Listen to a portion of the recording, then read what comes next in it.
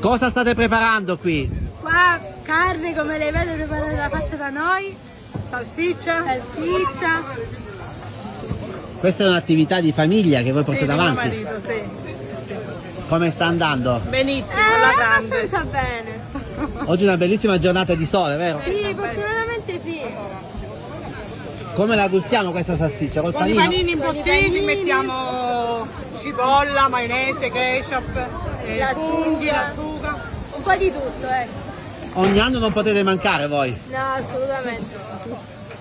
Voi portate avanti l'azienda di famiglia, quindi c'è tanta passione per questo Sì, lavoro. sì, da anni, sì.